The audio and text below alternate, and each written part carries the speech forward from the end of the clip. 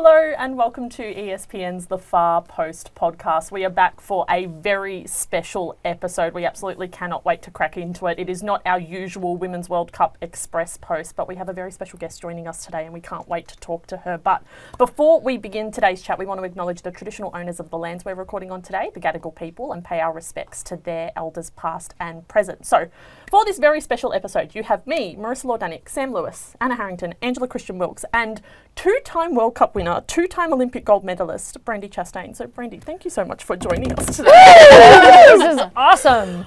We are so stoked to have you. Not as stoked as I am. It's a stoke off. We absolutely cannot wait. Oh, let's go. I love it.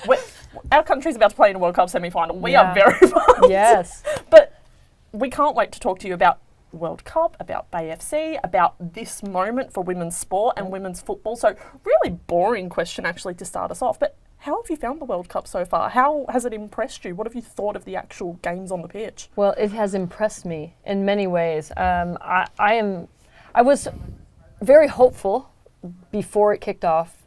You know, the thought of 32 teams obviously was a little bit overwhelming. Just hoping that the outcomes of the matches wouldn't be too far, have a wide score spread. And they haven't. Actually, some surprising games did. And I have to say that I was on the side of Zambia. So I wanted them to do well. I had a little bit of a connection. 8 of those players came to Santa Clara University, where my husband's coached women's soccer, when they were like 14 years old. Wow. And they were just, they were seeing what women's football was around the world. And I have a photo of them on the ground with me, and on the bike was Sofia Huerta.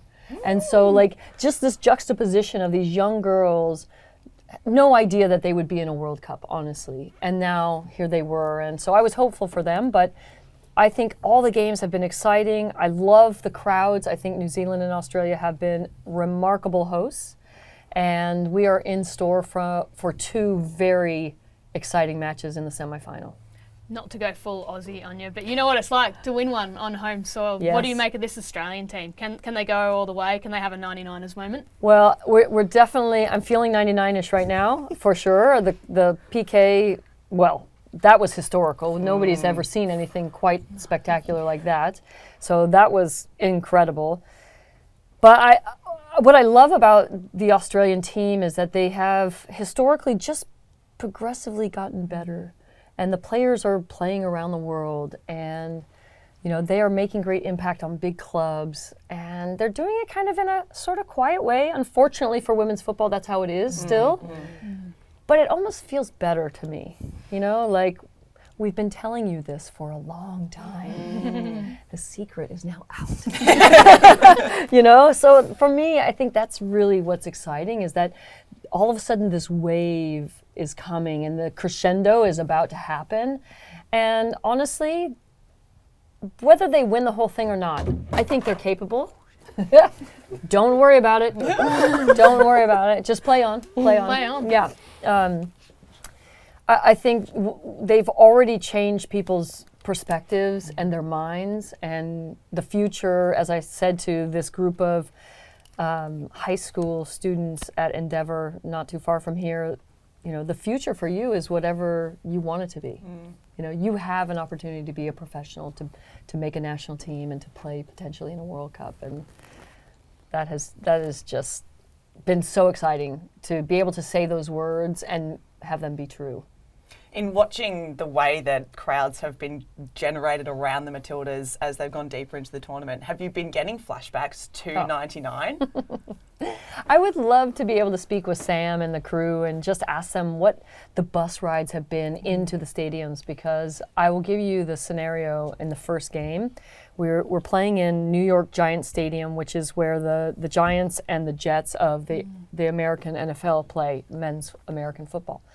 And honestly, I think we were just oblivious to what was really happening on the outside, because we were so insulated to and narrow focused, right, on the things we needed to do and the things we needed to have to be successful.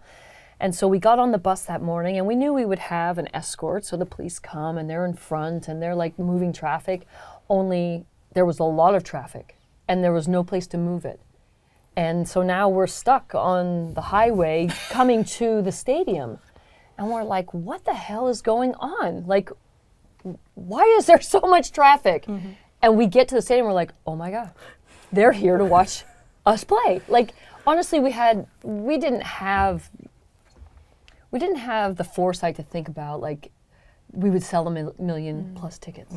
We would say it out loud, like, yes, people are going to come and they're going to love it. But then the other side of us would be like, are they really going to do that? Is that really going to happen?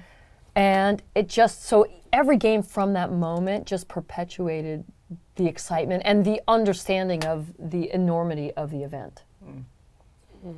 I'm interested, you mentioned waves, and I feel like in women's sport, because we're constantly growing, there's always that feeling that you might be on the edge of something might be about to happen, but this World Cup really does feel different. I don't know if you had any thoughts on that, and also in terms of 99 as well, you mentioned there, it was kind of unexpected. How did it compare to the World Cups you've been to prior to that, like in terms of seeing that tangible shift? Was it very different? Well, so I played in 91 and then I wasn't on the team for 95, so I had a bit of a gap. But 91 was very unique because FIFA really didn't want to host it and they got forced into doing it. And so, you know, I think it was mostly because we wanted to have the Olympics begin in 96 and we were hosting the Olympics in Atlanta. And so it kind of got pressed upon them and they weren't even convinced that they should put World Cup on the trophy, so they didn't. You know, and so that was a kind of an unusual start to this whole historical context of the Women's World Cup. But it was big stadiums, and you know there was nice crowds, and you know we had the 40 plus people that came from our families to cheer us on, and then we get to 99, and obviously just like what's happening now in 2023, this groundswell of this is our team. Like the non-families and the players saying, this is our team. Like maybe for the first time in a real authentic way that they meant it and they believed what was happening. And so to me, that's a very big similarity in what's happening. And I loved coming into the airport and seeing the sign, and people know what's happening. Like they really know. And I honestly believe that it's already changed what's going to happen for women in sports. But you know, specifically the fact that a lot of your players already play outside of the country, and we have to think about what does that mean for them to come back and to be here, and then how will that change things on the ground here for the professional league. And that's a hot topic. That's the hard one, because you want your players to be home and you want them to be playing here, but you also don't want to take away the opportunity to play in the big leagues and or the established leagues, I guess I should say. And I want your players to come to my team too. So just saying.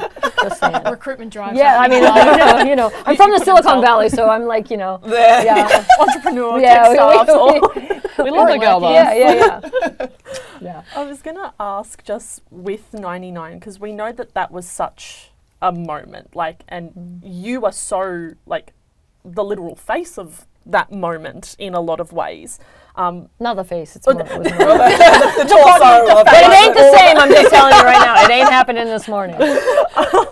But you know what I mean? You're the literal face of that moment, but it still feels like it took a while for the rest of the game to catch up in the US to get to the point where it is now, where it seems like things are in a really good space domestically, all of that kind of stuff. So I suppose my question is just about why it took so long from that moment in 99 to get to a point where we are now. And if you have your crystal ball, can you maybe see Australia speeding that process up so we don't have to wait from 99 to 2023 to enjoy that moment? Yeah, to get to the second part first, I think that's what we all hope for, right? That we don't have this lag in time, and that we don't have to wait for that.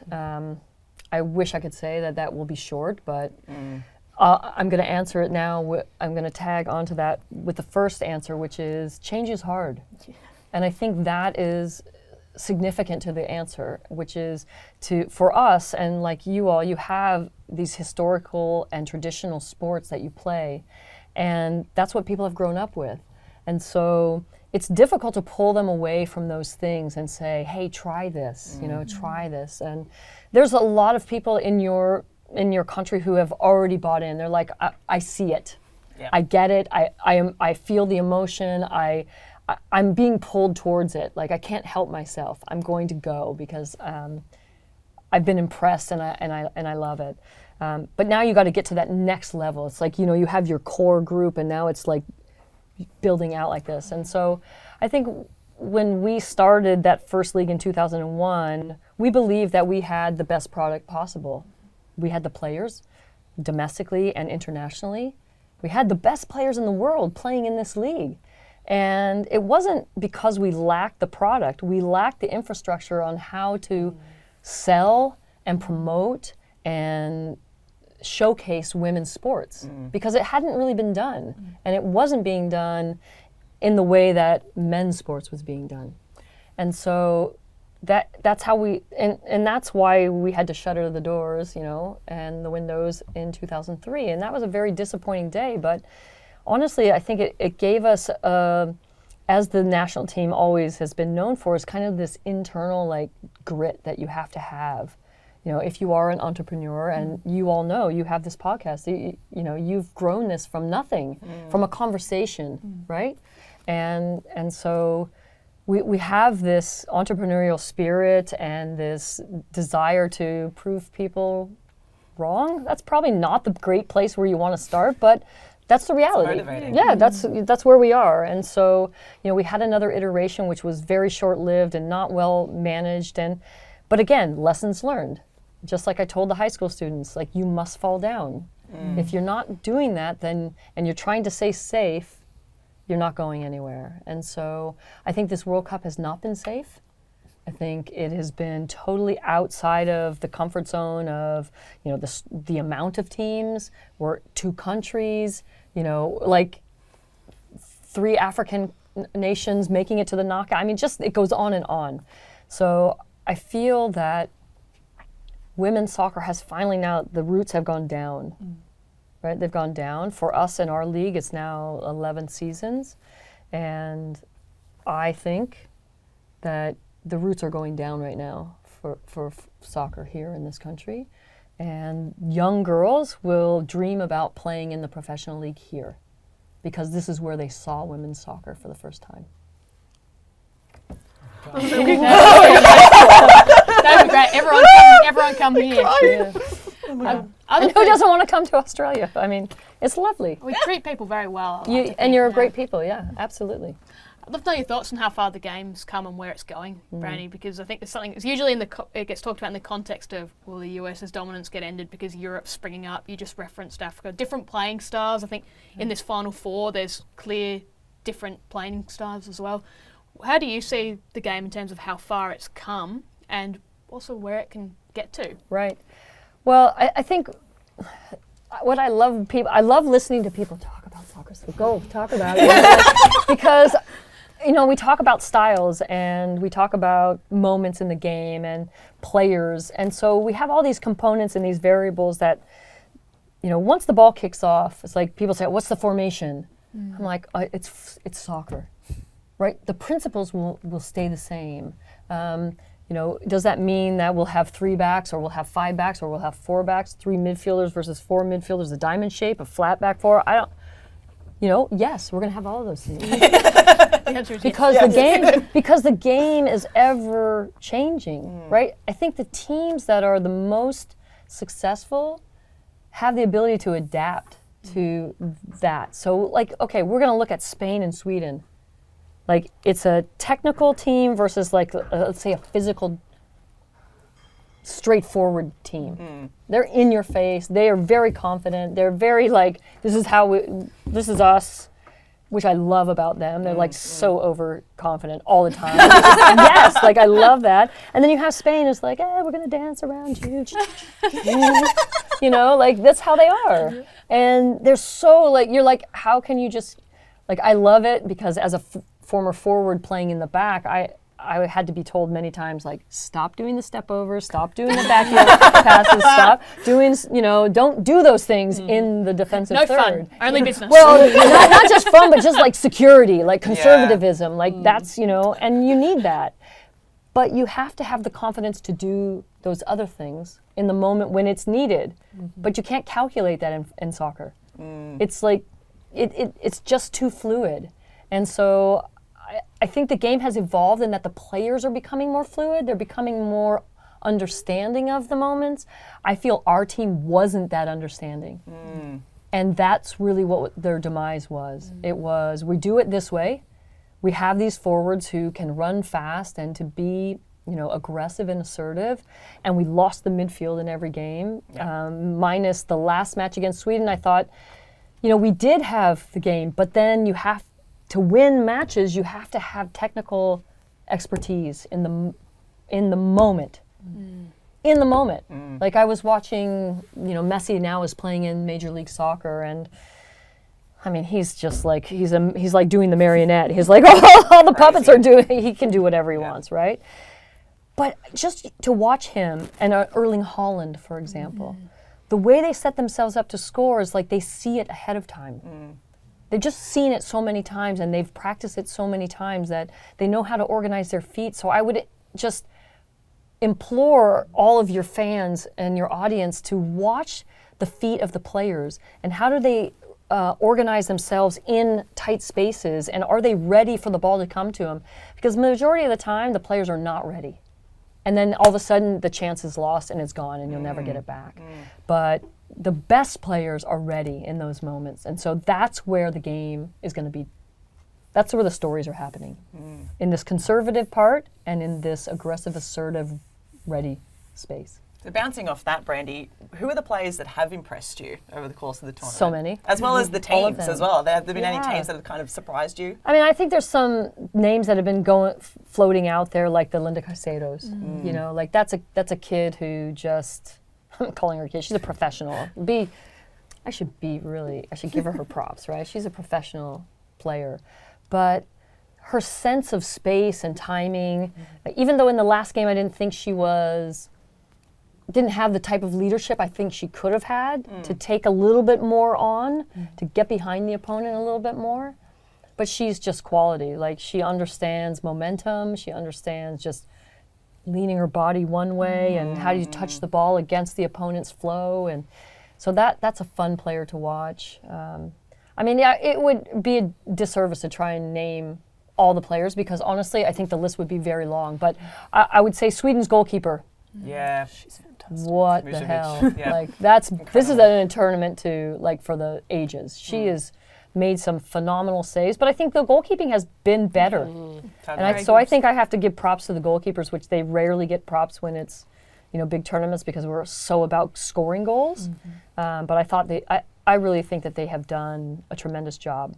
Really, so many good goalkeepers in this tournament, and it's easy to be the reason why games are lost. And I think they've been why games have been won in this tournament. You don't need to tell us, like, Mackenzie Arnold's a national hero at the moment. Exactly. Man, wait a minute. I was watching the game, and then this morning, because I just got in from California yesterday, I was up at like 1:30, 3:30, and 5:30, and and the game was like looping on the TV.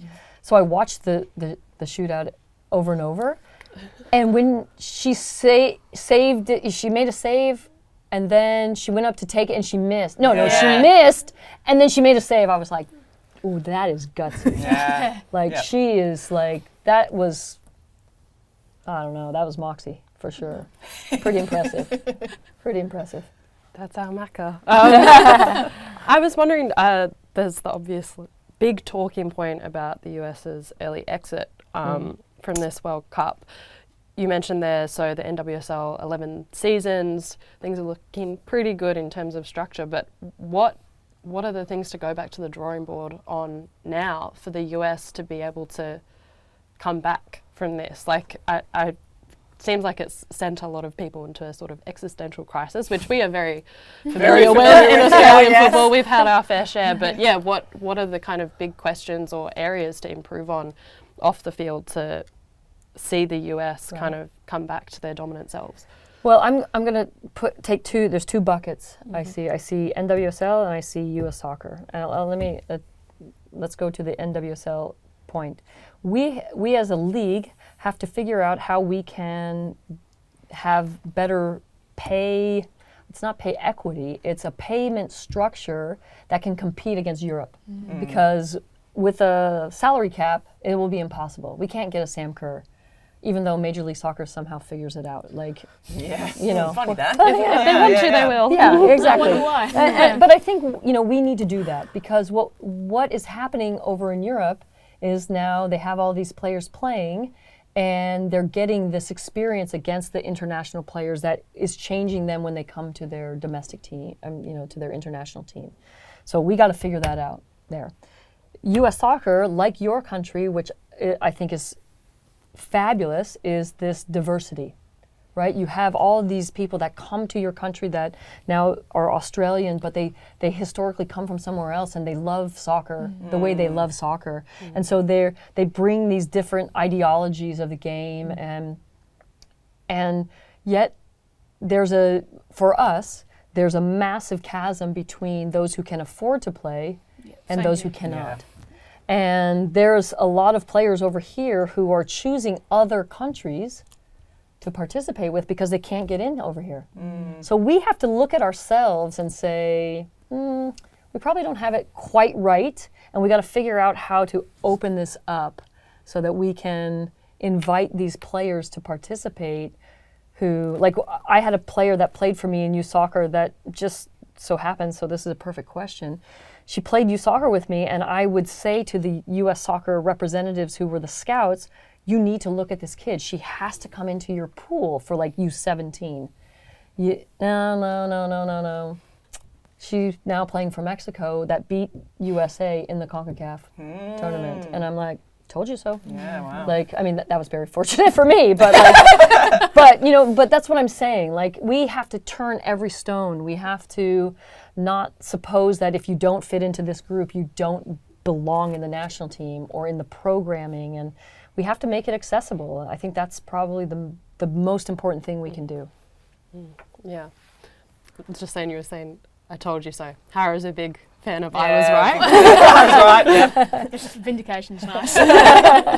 She was right about a selection call for the Olympic squad and literally cut out the letters "I was right," put them on the back of her jersey, and turned to the camera and was like, I can't deny it. "We've got vision of They it." call that facts. You got to embrace it when you're right. Yeah. Hey, just like I was telling the girls yesterday, when you do something good, you got to celebrate it. Otherwise, you can't inspire anybody. So, Totally. it is I at what least it is. inspired myself. I was going to say, just quickly, while we're still on the NWSL, we'll probably get back to more World Cup questions, but while we are talking about the NWSL, it would be remiss of us not to talk about Bay FC, because we've literally got hoodie, scrunchie, hat, I didn't even realize. sunglasses. Yeah. I was We've looking got it at it, I'm all. like, that is a Bay FC Right. scrunchie. So please tell us about Bay FC, why you felt like you needed to invest and found a team, what you're hoping to achieve, and I know you've been hinting at it. Which Australians would you like to get on the team? Most of them. But yeah, basically tell us about Bay FC. So let me just tell you. So I'm born and raised in San Jose.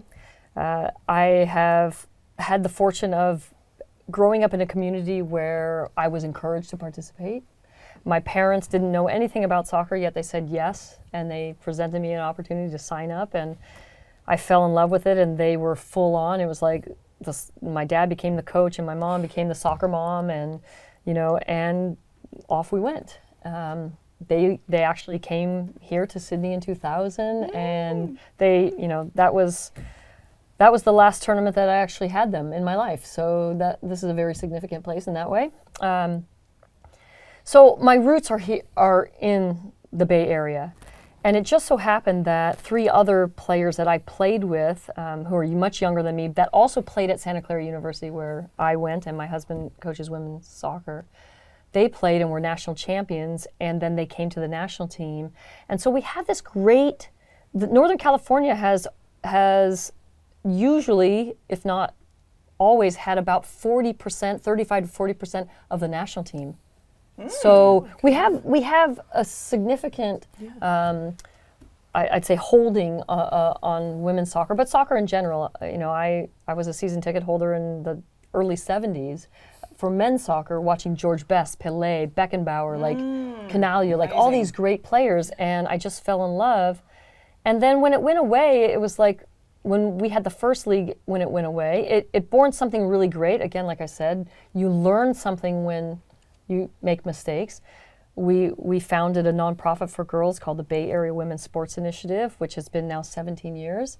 And we are called, the acronym is pronounced BOSSY, so we're Bossy Girls. Hell yeah. Yeah, see, you like that, right? That's awesome. And so we've been impacting these young girls in under-resourced communities for 17 years and bringing collegiate and former professional female athletes to their playgrounds to show them that they look like us and they move like us and that they don't have to be in this 4-block radius, right? They can do things outside. So we would take them to universities, and now they're having this experience. And when the 2 leagues went away, and the NWSL was, starting to blossom, and listen, NWSL has gone through some hardship, and again, we're learning, and we will be our better selves and our better version of ourselves going forward because we've had some grave errors, but we've learned a lot. And now what we see is this influx of investment coming into, I'll take Kansas City, for example. Wonderful. We've got the Longs who are in on women's soccer. They're building new facilities and a stadium. And it's phenomenal. And we realize, God, we are one of the most progressive, innovative, ideative, we've got all the big companies, the big brands, the Apples, the Googles, the Facebooks, right here. And we have no bridge to San Diego and Angel City and Portland and Seattle. There's nothing. What are we doing? And we said we got to do something. And so we said let's see if we can dig up some interest. And as it turned out, we did, and we've now have an ownership group that is the biggest investment group. It's a private equity firm. They've never done. The league has never done women's soccer with that type of investment, so this is a new frontier for women's sports. And I think it speaks volumes to what they believe the business of women's sports will be. That's the differentiator. The game is good. They know that. We're going to take care of the game. But the way the business part will be done will be different than ever before, and that is the exciting part. Yeah, it's coming off the back of Angel City, of course, which is one of the biggest stories, I suppose, in women's club football, and real proof of concept that it is and not just a good moral decision to support women's football, it's a good business decision. Yeah, we're not charity. I think that's kind of what women's sports in general have felt that they were. It's the feel-good stories, it's the good for the community, it's, we support young people and their dreams, and those are all great, and we want to make sure we do that. We're 9 counties and 9 bridges. So imagine the 150 languages and people from all over the world that live in our population, and we want them all to believe that this belongs to them. And how are we going to reach them where they are, and how are we going to bring that authenticity to our stadium?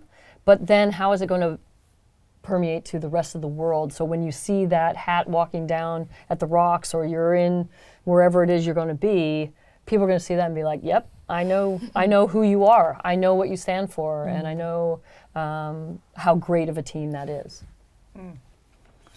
I'm going to go back to the World Cup. Yeah, let's do it. You've got probably more expertise than anyone. This Matildas team, you've touched on it. They're going to go in. There's other teams I think have tried to pile on the pressure and said, oh, the home team's got this pressure behind them. They've always said they're embracing it. As someone that's sort of been there, done that, how should they handle it? Should they take that approach of, we just absorb it, we block it out at the right times, and do you feel like they can go all the way, I suppose? Yeah, I do believe they can go all the way. I think they have a very complementary starting 11, maybe first 15 players, but they have a full roster that is experienced. You come through these games and you either you're on the bench and you're watching, you get a few minutes in the match, you start a game, you play a half, whatever it is, that experience is so valuable.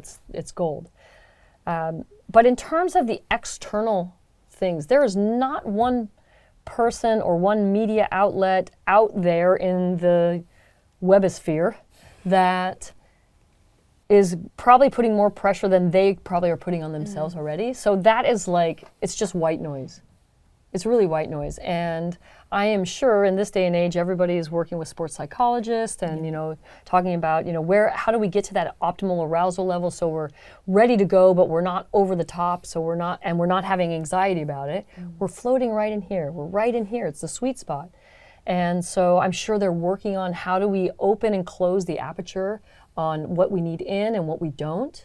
And so they deflect the things they don't need and they say, not my problem. That was really, I think, what was the difference between the U.S. teams and the other teams in the beginning. You know, we always felt like we came to the match and we had already won the match. We felt that confident.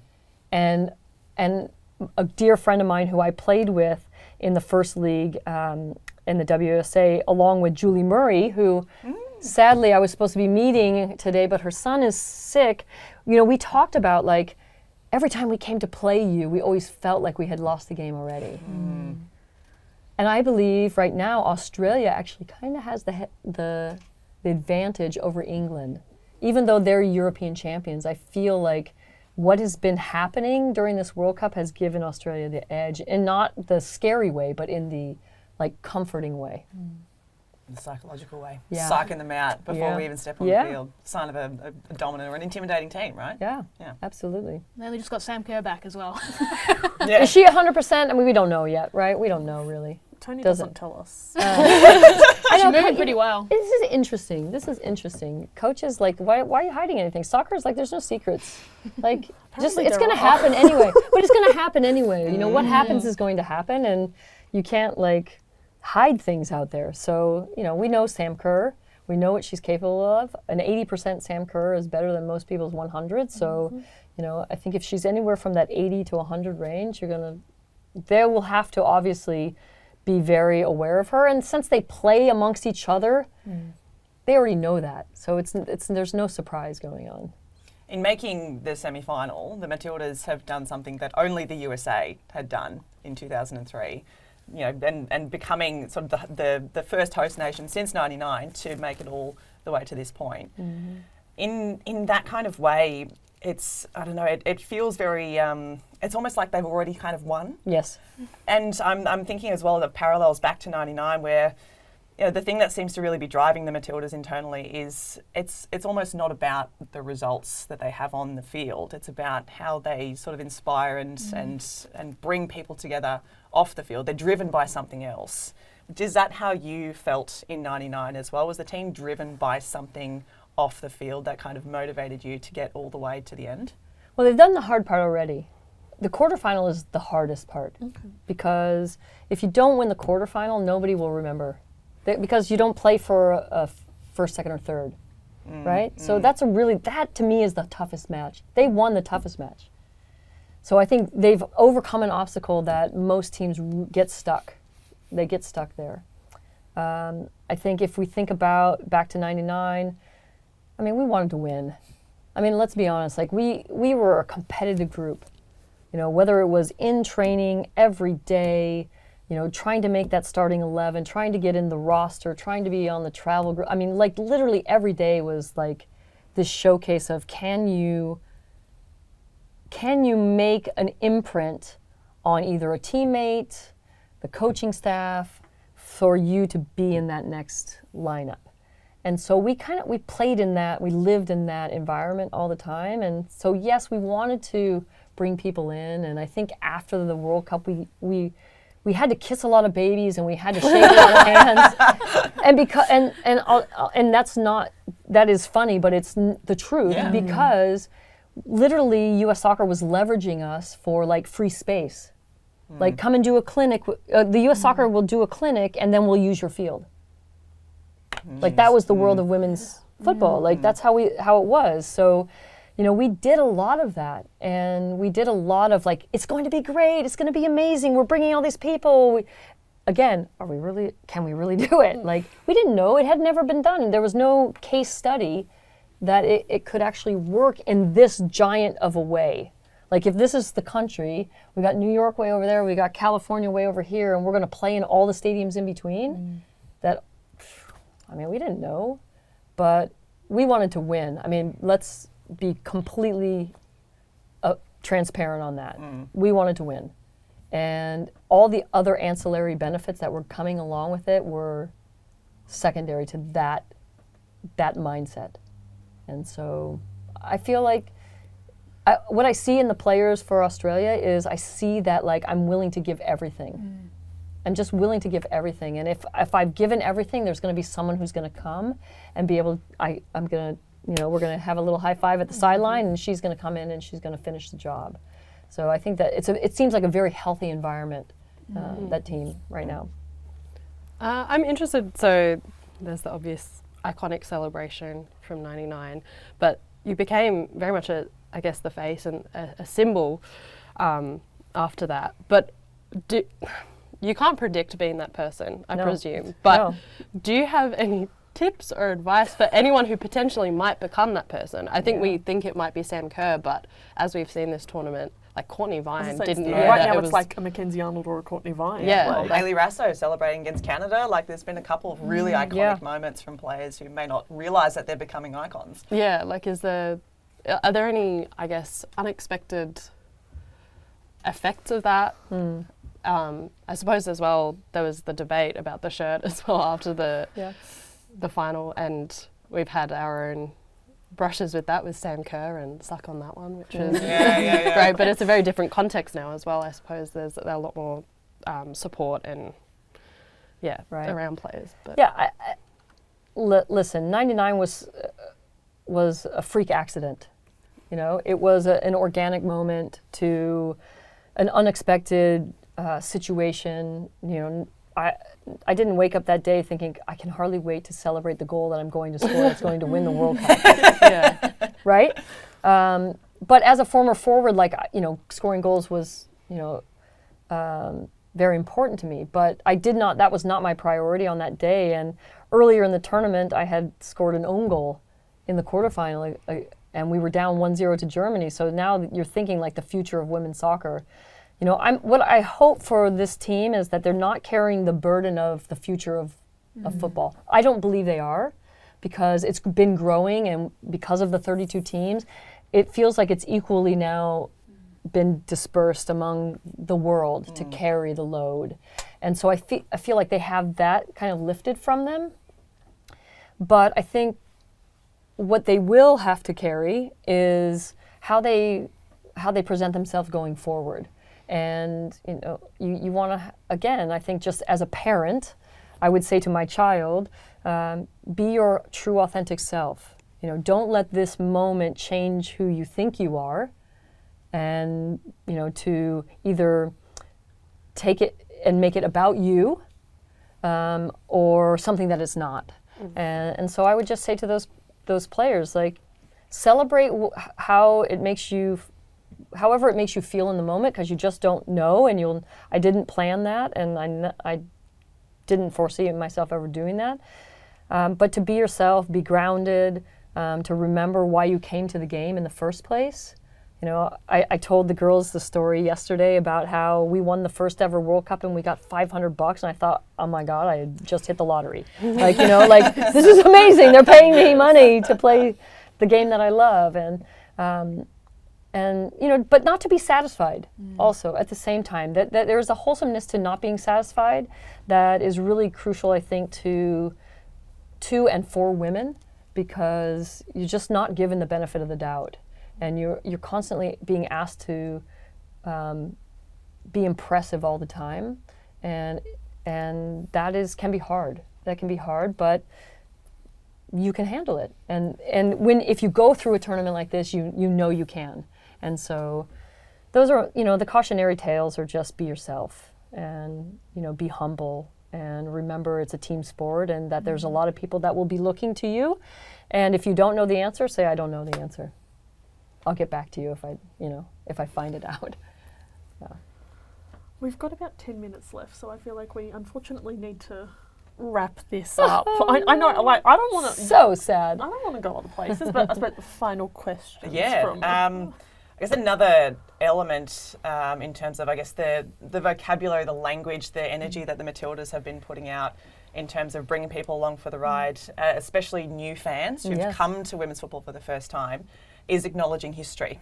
There's a lot of discussion about the Matildas alumni and about the fact that this team is the sort of the tip of the iceberg of a much longer history of players. How important do you think it is for a team in the spotlight like this to be throwing back and acknowledging where they've come from? Yeah, I think it just goes to the question you asked. Like, it's a part of, going forward is a part of understanding where you came from. And I think historically speaking, it is crucial. Like, I've even seen, I've been in my hotel room now for, 1 day's time, and I've seen, I wish I could remember her name, I can see her face, dark curly hair. She formerly played on the national team, and she held up her jerseys, and they were obviously like 4 sizes too big. They're men's extra large. And just thinking back, like, nobody thought of you as important or like even necessary. And you just have to remember that it's humble. This is a humble beginning, and we can take humility forward throughout what we do. Your integrity counts, the way you show up, your attitude and your energy every day and your effort. And those things make a difference, and they really make an impression on people in a way that will endear them to you forever. And so that doesn't mean that you won't disagree sometimes. And, like, people came to me and said, "Why did you do that? You've sexualized women's sports." And I was like, I'm not sure I did that, but okay, let's talk about it.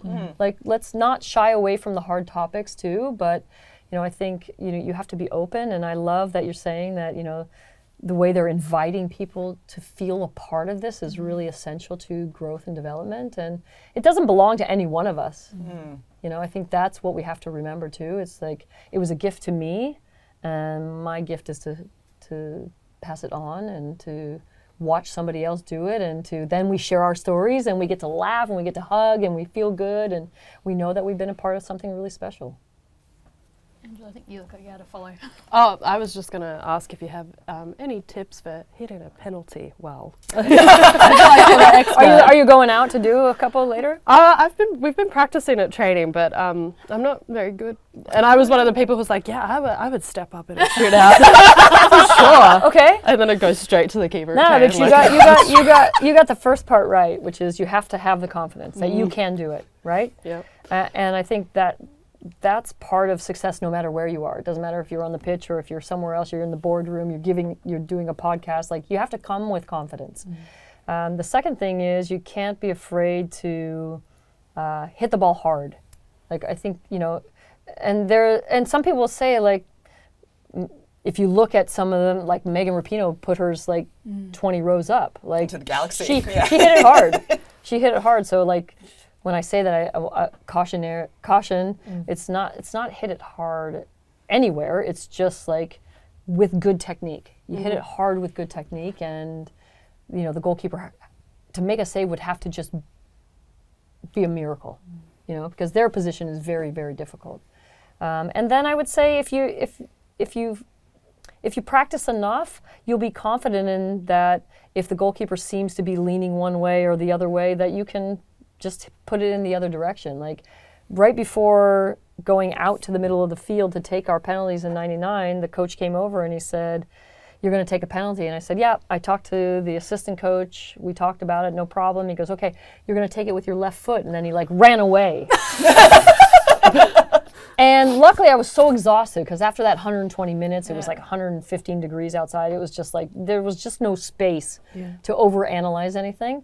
But post that, having, talking to Julie Foudy and, having all these conversations, I think, my God, like, why did I say yes to that? Because I'd never done it before in a game. Like, in practice I had. Yeah.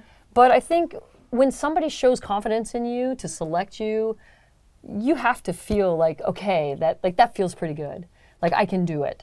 And so, yeah, you have to trust yourself. You have tools in your toolbox that, you have to bring out every now and again, and they're going to work.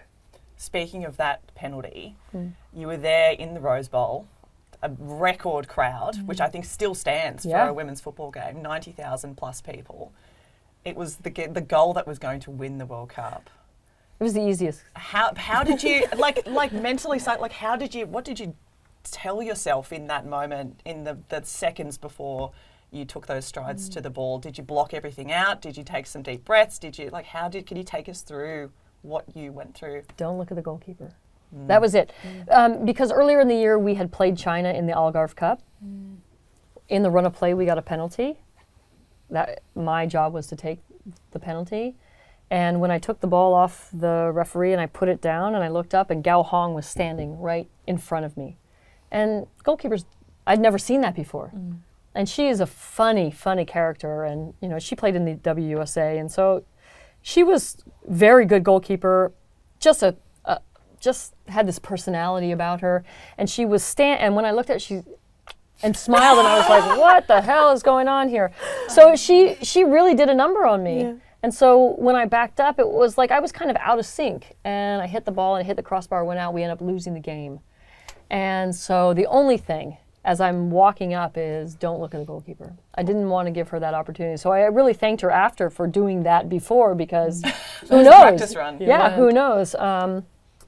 But other than that, I mean, what you learn when you play in the stadiums long enough is that, that becomes just white noise. It's kind of comforting, actually. Like, I love golf, and every time I put the ball down to tee off or to hit the ball, it's so quiet. I'm like, oh my God, the quiet is deafening, and it's very scary.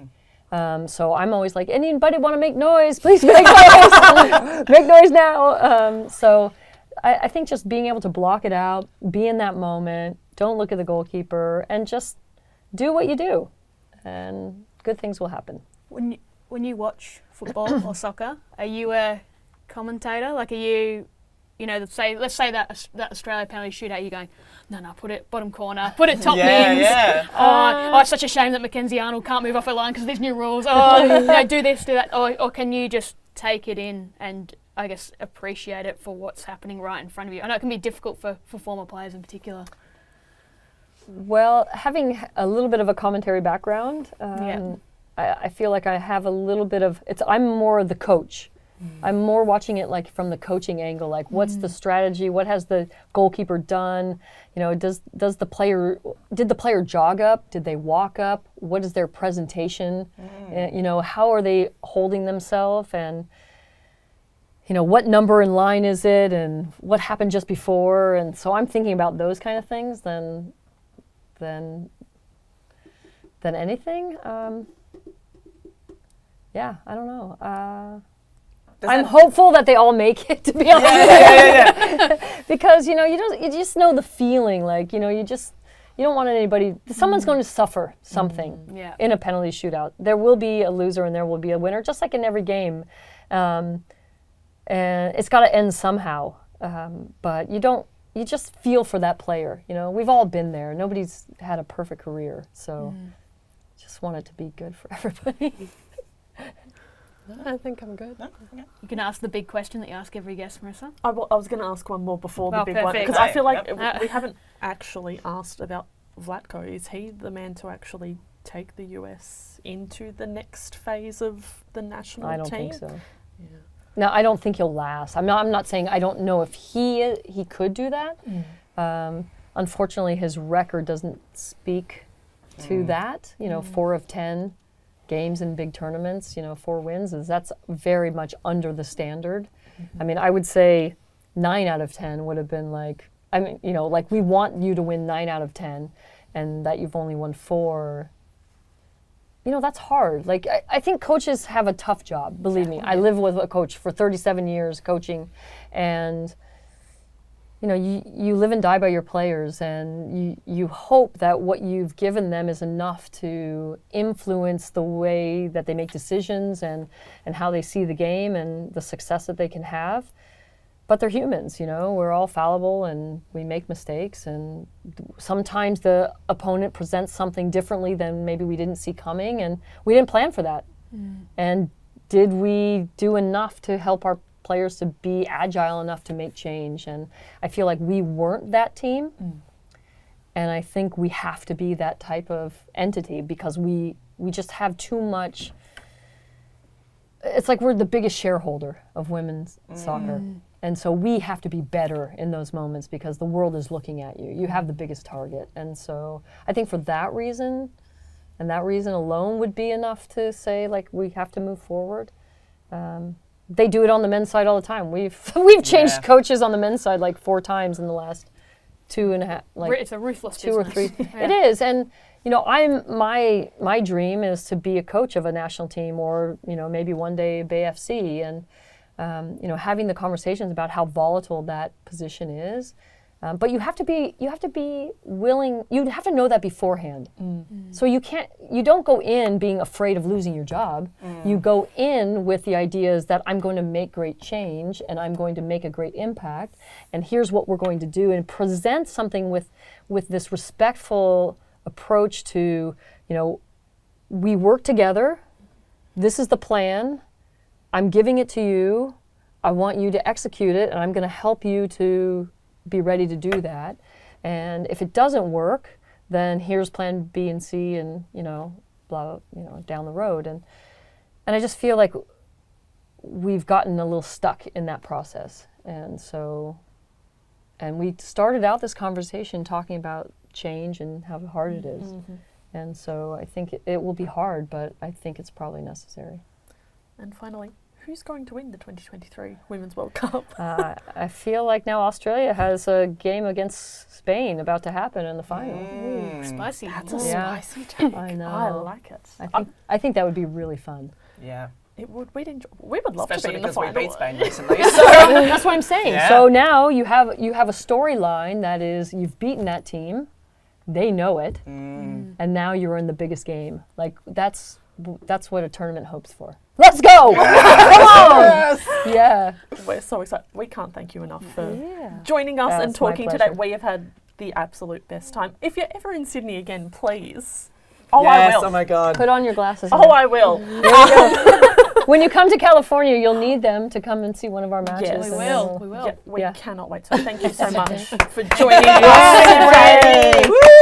And Lots of thank fun. you, as always, for tuning in. As always, we're over on espn.com.au and the ESPN app. You can follow us on Spotify, Apple, Google, all of the usual pod spots. If you want to have a chat to us, we're at the Far Post Pod on all social media. But until next time, go Tillies and see us.